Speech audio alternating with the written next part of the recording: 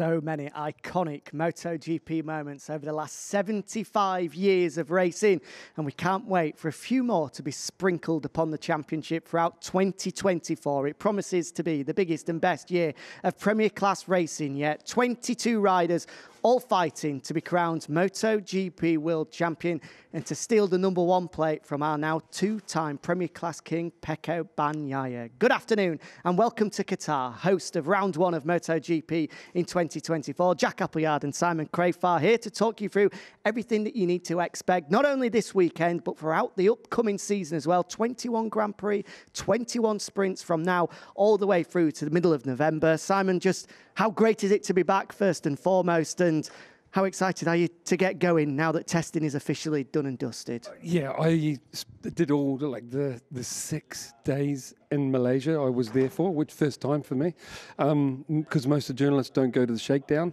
And then, so 6 days in Malaysia on track, 2 here. I'm ready, like I said before, I want to go racing. And I felt that riders were as well. By the end of Qatar test, riders want to get racing. And the interesting thing is, like I reported at the end of the Qatar test, is that it's going to change again, you know, not from the test results, because I believe the races step up, you know, the races come out when the lights go out, you know, so I'm looking forward to that happening. Okay, let's start with the big talking points coming into 2024. Then the first one has to be the world champion Pecco Bagnaia, because the man has had the perfect pre-season, smashed the lap record and topped the Sepang test, did exactly the same when we were here for the Qatar test as well. He's now got a new 2-year Ducati deal in his back pocket as well. Things could not be better for the world champion right now. The whole off-season looked just like you described it for Pecco. He did such a good job of turning up to each test, running through everything. I mean, it shows what a good test team Ducati have, you know, with Michele Pirro and that whole team, because everything that Ducati brought worked. So the team really are doing a good job of narrowing down, you know, what works. There's the development of it, the whole idea to start with, then proving it. And when it turned up, they ran through things. And I just looked at the bike this morning, warming up, and it has everything new that Ducati had brought. So it all worked. And what I felt is Pecco did such a good job of proving that it was the right thing, because some of the others were unsure. You know, Jorge Martin, for example, had to recheck things, and it felt like Pecco did a fantastic job of analysing, running through the parts and confirming, and then getting on the bike and doing incredible lap times, which is, made everybody go, oh. And that is big lessons learned from Ducati. We can't forget what happened in the pre-season from 2021, 22 to 23, was it? No, 21 to 22, where there were the discussions with regards to the new engine, whether it was a step in the right direction in the end. Yes. Here in Qatar, on the eve of the first session, they made the big decision to opt for a hybrid version. That's right. And they held their hands up afterwards and said, we tried to take it a step too far, but it looks as though not only last year but this year yet again it is finer details that they've improved, marginal gains that are having a big effect on track. Yeah, my feeling, it'd be great to get it confirmed, but my feeling is they tried to improve with that 20 going from 21 to 22, so the 22 engine was a mistake, Yep. you know, and then they had to go. But it feels like they've gone one way, gone the other, and now it feels like they've got the sweet spot in the middle. That's my guess, listening to everything. And when I say sweet spot, it's only positives, you know. Once they've done a bit of fine-tuning, the only negative was the initial touch of the throttle. It was a bit of a handful. That's for the 24 engine. And once they'd spent a couple of days, you know, with electronics and fueling, tuning it, there was no negative. And my gut feeling is the bike is the best Ducati ever, and and an improvement over the 23, which was already a fantastic bike. Yeah. So they've moved the goalposts again. How much of an effect does what happened in pre-season have on Pecco's nearest rivals? Going out and being as fast as he was on the timesheets in both Sepang and Qatar. I know that the old adage is not to look at the timesheets in testing too much, but will his rivals have looked at that, seen the speed and be pretty concerned? Yes, because it didn't go as smoothly for his rivals. And, you know, from what I've just said, you can feel that the big threat is the riders on the 24 machine, because it is, I think, from what we've seen so far, the best bike on the grid. So you've got to discount, at least for a little while, Franco Morbidelli, because poor old Frankie's been injured and not even testing. So just give him a bit of time. But the other three are, in my eyes, the strongest people on the grid, because they've got the best machine, but they're also fantastic riders. Jorge Martin's testing didn't go quite as smooth. Like here, he had some chatter. You know, I saw in Sepang, he took longer to decide which way to go on the fairing, and then went the same way in the end. But at Qatar test, he had a lot of chatter, and that held him back at the end of the test. They have to fix it this weekend, or it'll damage his results, you know. So what I'm saying is there's every chance that they will figure that out, and Pecco will be a real threat. Jorge Martin will be a real threat to Pecco. I think Enea will be anyway. I think those three are the strong ones. It's just interesting to see how this weekend plays out, you know, a little bit different track conditions, and basically setting up confident, ready for the race. On this man here, Jorge Martin, of course, came so close to winning that first MotoGP World Championship last year, taking it to the final race of the year. What has he learnt from that? Because we saw a huge step forward in Jorge Martin, not only his consistency, but you felt his maturity as well. He really grew into a MotoGP rider. Has he been able to learn some lessons over the winter from last year to help him take that next step? Well, that's a good question. I think nobody knows right now, you know.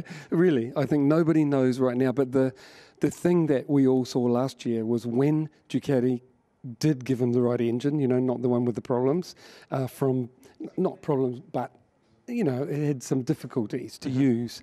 And it wasn't just that, it was Jorge has really taken hold of the opportunities given. He's got, like last year, he came in fittest I've ever seen him, most committed I've ever seen him, and, you know, grabbed hold of the opportunity with both hands, which there's more than a couple of other riders in the championship that need to do that this year as well. And what we saw Jorge doing last year was learning from mistakes, and I was proud of him to see him do that, you know, learn from mistakes and be a more rounded rider by the end of the year. And let's see if he can do that again, because I believe once you find the ingredients as a rider, you know, train, commit, learn from your mistakes, I think he'll continue on that path. It's a huge year for him for many reasons. We now know that Pecco Bagnaia, unsurprisingly, will be staying in that factory Ducati squad next year. And Jorge Martin right now is one of the big contenders to become his teammate next year. As a result of that, how important, not only for him, but for the other people wanting to be Bagnaia's teammate, is a strong start in his opening few rounds of the year. Yeah, and you're right, it's probably going to be decided by midway. Most rides will be decided by midway, so it's really important to have a strong first half of this season to get the bike you want to ride, you know, the deal you want. And Pecco's nailed that, hasn't he? You know, he started the ball rolling by getting, you know, doing a great job, and probably helped his money negotiations. His stock has risen, and yes, so it should have done. So it should have, yep. And the thing is, it's going to be very hard to predict between Jorge and Enea Bastianini, because they are both on those bikes. They both seem really happy. I've got to say, I know we don't remember the results of Enea as well, because he had a terrible year last year, and it wasn't all his fault, you know, meaning injuries and confidence down after that, different machine to adjust to. But he loves the new one, you know, it's improved in a direction that he likes, and he's fantastic. So I think he's going to put up a real fight. Touched on Enea Bastianini there, speaking to Italian media ahead of the weekend. He predicted that Pecco was going to win the sprint. He had no questions about that. And then he said for Grand Prix win on Sunday, it would be me, That's what I felt. Pecco or Jorge. But he Okay. said he feels very confident going into it. Those are the three riders on the GP24 that have had a full pre-season. Exactly. Is that how you see it? Are those the three main guys going into this weekend? Yep, he said it exactly how I felt it at the end of the test. So those are your 2024 factory Ducati riders, but there's a few storylines elsewhere on the grid as well. None bigger than Marc Marquez officially this weekend making the switch across to Gresini Ducati, the first time in his MotoGP career. An interesting pre-season, if I remember rightly, he was 6th in Sepang, 4th in Qatar. Was that the full Marc Marquez, or are we expecting another step this weekend? Look, I really think that it's not been easy for him. It's not just, I know I put the word sandbagging out there, but the reason I say that, overall, is Marc never shows his full hand before the race. He doesn't, if I remember 2019 when he dominated, he was like 8th in testing, not showing his full hand. But I know it hasn't been, I've been watching everything closely, it hasn't been as easy as I reckon he would hoped of it. He's over 30 years old now, and I'm not saying that's too old. I'm just saying that you, at that age, struggle to adapt as quickly to different styles, different motorcycles, more so than you would in your 20s, and especially early 20s, mid-20s. You can adapt quickly, and you get more set in your ways. And he's had how many years on a Honda? 10, 11. So it's just, I think it has been hard for him to, it's totally different style, and it has been hard for him to adjust. But he's so good at racecraft, at, when he gets out in the race, of finding a way to make it work. So he's going to be there, and I think he's not a big fan of the circuit, where, for example, Aleix loves it. So Aleix is going to have a good one here, in general. He loves it. The bike's strong here. I think Marc is the opposite. He's going to have, if he finishes top 5, 6, I really think he'll be satisfied and on target. And then when there's race tracks that suit him and he knows the bike better, he's going to be big trouble. Last victory here was in 2014, and that sort of covers a large period where he was at the peak of his powers in MotoGP. You would imagine that he, like many in that Gresini Ducati box, have already got the America's Grand Prix circled as their big opportunity. And Sachsenring, and yeah. Just before we move on from Marc, you mentioned there he's got a lot of habits to try and rid himself of from Honda. Even Pecco Bagnaia, in a great video we caught between the two having a conversation, said that when he followed him, it still looks like he's riding the Ducati like a Honda. What are the biggest areas of concern, that the things that he needs to try and overcome to make sure he's more suited, more gelled with this new machine? Yeah, well, just to put it really simply, is the Ducati has more rear grip and accelerates really well. So you have to use that to make the lap time. And with the Honda, it didn't have that. It didn't have rear grip. It still doesn't. So he had to make the lap time with the front, pushing so hard on entry, and which we've seen him do, so much, and then fall so much because he pushes that front so hard. So he said when he rides naturally and just tries to go faster, he goes to that Honda style, pushes the front too much, and the rear suffers, meaning he doesn't get everything out of it. So he's got to get in, you imagine, don't do that. You've got to use what the strengths are of this motorcycle. Don't click back into your old way when you push. So I think that's one thing he's fighting within. But also, you haven't spent a long time at different tracks on that bike, so you don't really know the base setting yet. And when he finds that at a track he likes, he'll be right there fighting for the win, I'm sure.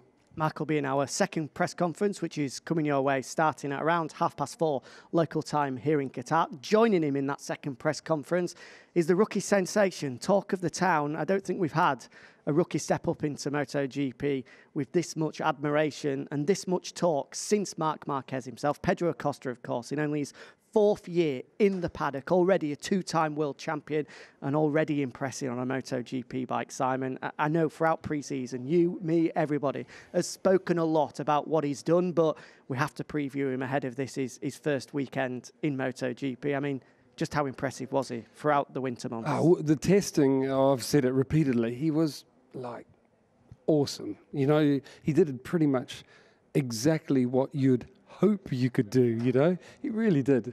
As a rookie, fantastic. But it's another thing to race these things. You know, it's to manage the tyre over the distance, to manage the fuel, all the buttons, or, you know, changing maps as the tyre drops off. For example, you have more power in the beginning to fight for position, then turn the power down a bit and flow once you're in position to save fuel and tyre, and then turn it back up for the fight at the end. To do all that for the very first time, it's going to be interesting to see, you know, if it's not going to be easy. All I'm saying is it's going to take a couple of races before he knows that system and how to manage it well, make the right decisions. Huge talk in the media, understandably, given what he's been able to do with such few days on the bike.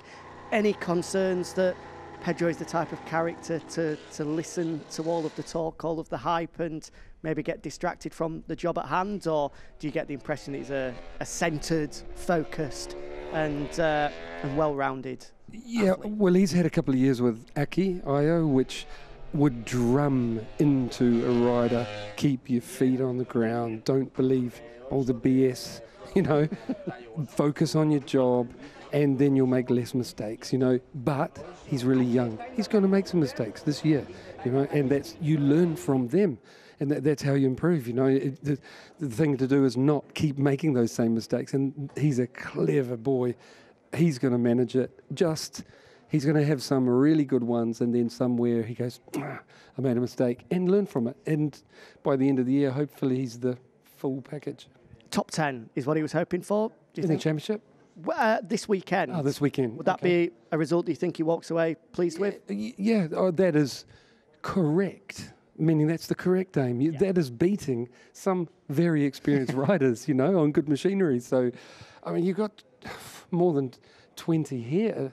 Like, how can you midfield on your first GP is with all of this to manage is fantastic. So I think he's correct to aim for that. If you get better, he can pat himself on the back, but stay focused. Okay, we've got around 5 minutes left before we hand over to Matt Burt for the first press conference of the year. With last year's top 3 in the World Championship, Pecco Bagnaia, Jorge Martin and Marco Bezzecchi. So Simon will quickly try and run through the remaining factories that we've not really touched on too much and what they can be hoping for this weekend in particular. Ducati first, outside of the main men we've mentioned, the name that springs to mind for me, victorious last year, and looks to be in fine form throughout pre-season. Fabio Di Giannantonio, is he a name to look out for this weekend? Oh, definitely. He was wonderful in the race here, wasn't he? You know, the main race. Arguably the man to beat, you know, in the main race. So I would expect he'll want to do that again.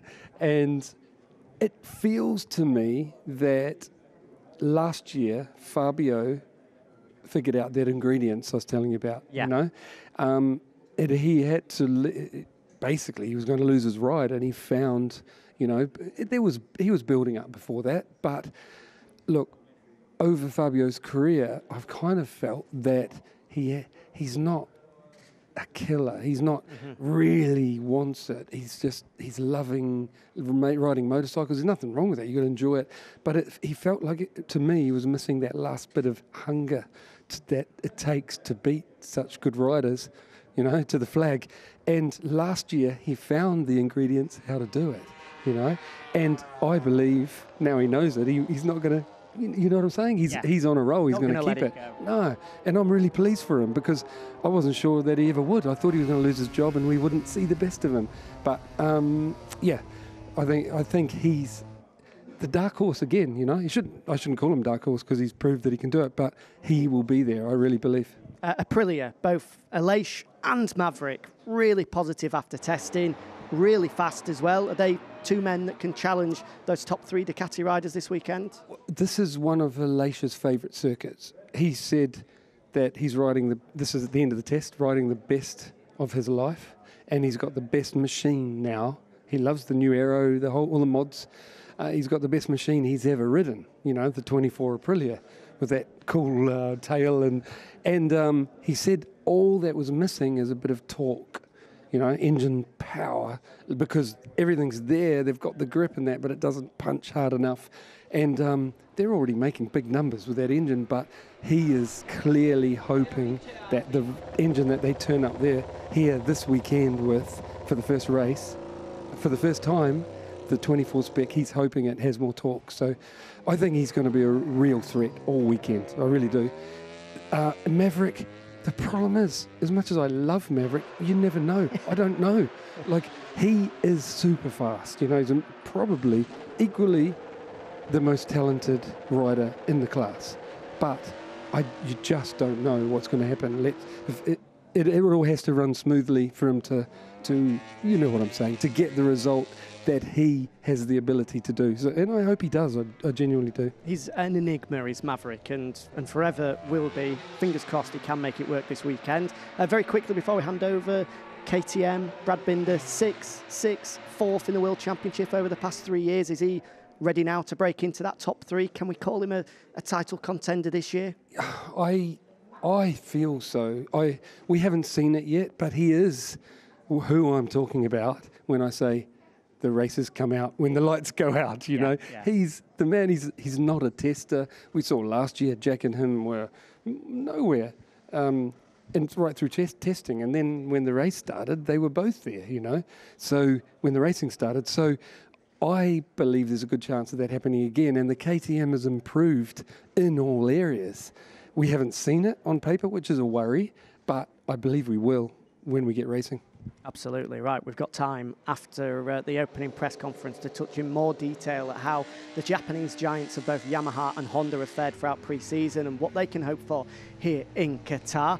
But our press conference is about to get underway. Excited to hear for the first time. We've not touched on Marco Bezzecchi as well, Simon, very quickly, because third in the World Championship last year, made a huge step forward, but hasn't gone to plan in pre-season for him, I don't think, from looking at the timesheets anyway. Look, the 23 bike, everybody struggled to adapt to it in the beginning. This is in 23. So Pecco, he clicked first, figured out how to use the entry, set the bike up for it. It was totally different. Apparently pushes a bit on the entry, basically different engine, and it made that difficult to adapt to.